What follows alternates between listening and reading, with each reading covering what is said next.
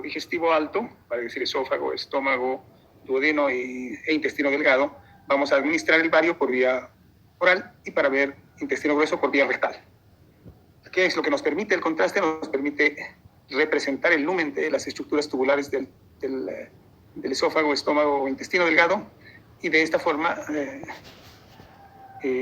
hacer diagnósticos de patologías distintas. Esto es lo que pasa en una radiografía de abdomen simple, si es que no tuviésemos contraste. Lo único que vamos a ver es el contraste que nos da las estructuras óseas, las vértebras, las costillas, las vértebras y el contenido aéreo del tubo digestivo. Pero no tenemos capacidad de ver más cosas. En este caso, este es un simple ejemplo. Ya les había mencionado que las densidades que tenemos en el organismo van a ir desde el hueso hasta el aire. Cualquier otra estructura más densa que el hueso, obviamente, no va a ser nuestra, y en este caso corresponde a un metal, un fragmento de metal, puede ser cualquier cosa metálica, que está en el lumen gástrico, el estómago está acá.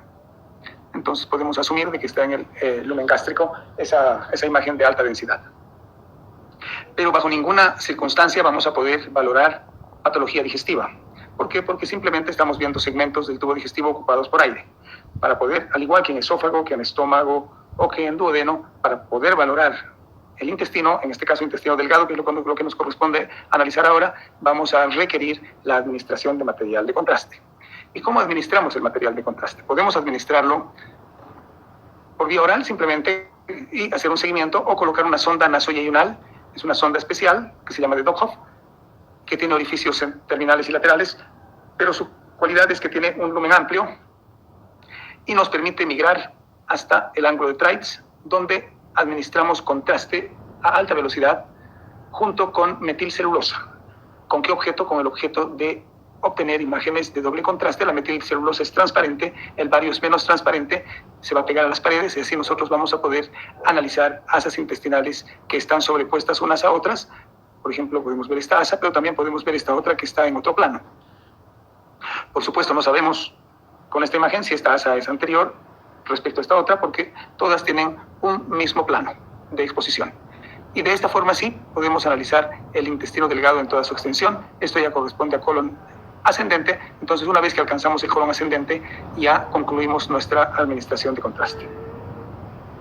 ¿Qué patologías podemos ver en tubo digestivo? Primero,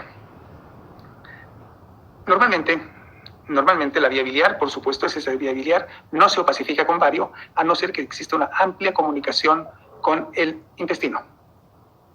Este paciente tiene una obstrucción intestinal. Acá estamos representando con bario, pero en la radiografía de abdomen simple de este paciente que no le estamos mostrando acá, había aire en el lumen de la vía biliar.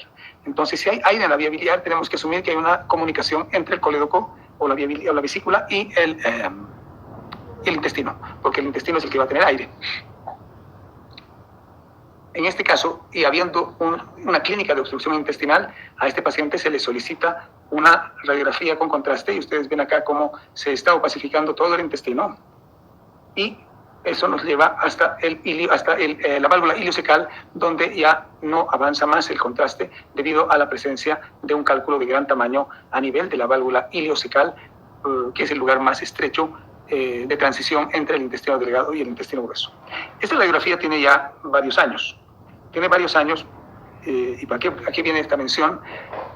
A que actualmente ya no usamos una radiografía de intestino delgado con contraste para valorar el ilio biliar, ya que es mucho más sencillo, mucho más práctico, mucho más rápido y con mayor información diagnóstica la realización de una tomografía de abdomen y pelvis que nos puede representar en forma adecuada el intestino delgado y definir cuál es la causa de la obstrucción. Por lo tanto, actualmente, yo les muestro porque tengo que mostrarles, porque no siempre van a tener la posibilidad de realizar una tomografía computada en algún centro en el cual vayan a estar. Y si no existe eso, obviamente este examen todavía tiene su utilidad.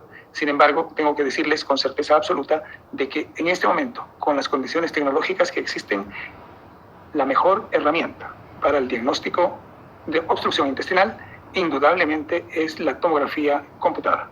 Nos va a permitir valorar, primero, la dilatación de las asas intestinales. Segundo, la causa de la obstrucción.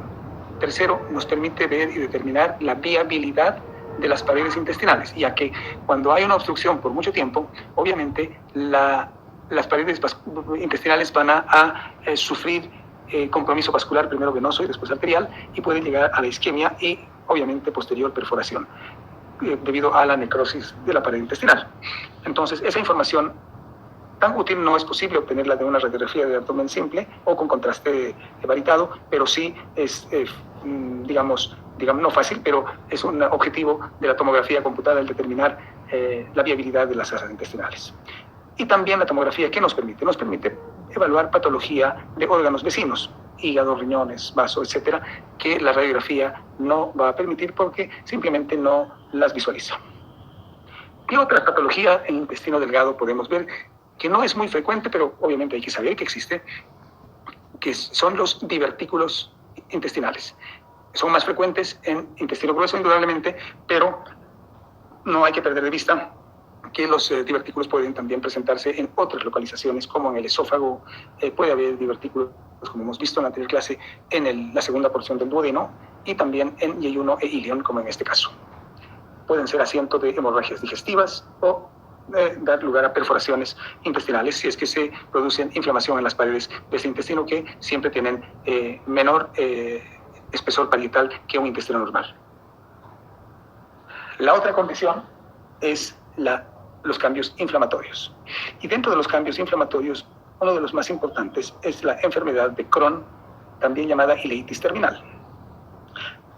Porque primero, inicialmente fue descrita en el ilion distal, esa entidad patológica, pero actualmente sabemos que puede estar presente en esófago, puede estar presente en duodeno, así como en otros segmentos del intestino. ¿Cómo se manifiesta una enfermedad de Crohn? La enfermedad de Crohn es un proceso inflamatorio que condiciona y provoca estenosis. Este es el ciego. Aquí estamos viendo una enfermedad de Crohn característica en ilion distal. Este es el ciego. Este es el ilion distal, muy estenosado, con engrosamiento como en empedrado por el edema que se produce. Hay un aumento de espesor de las paredes. Normalmente las paredes intestinales están muy próximas a unas a otras, y acá ustedes ven que hay una separación importante debido a la presencia de tejido inflamatorio en esta área. Esos son signos de enfermedad de Crohn.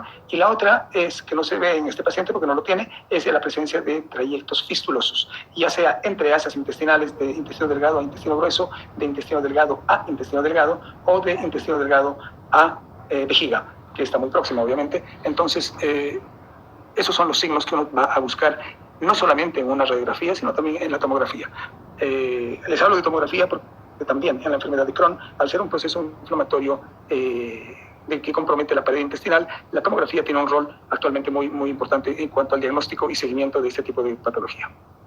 Como vemos acá, esta es una enfermedad de Crohn con tomografía computada. Se ve el engrosamiento de las paredes que abarca la grasa periintestinal a este nivel, igual que a este nivel. Toda esta grasa debiese ser de la misma densidad que esta grasa negrita o esta otra grasa. Sin embargo, acá es muy gris, y obviamente ese gris es por los cambios inflamatorios que se producen.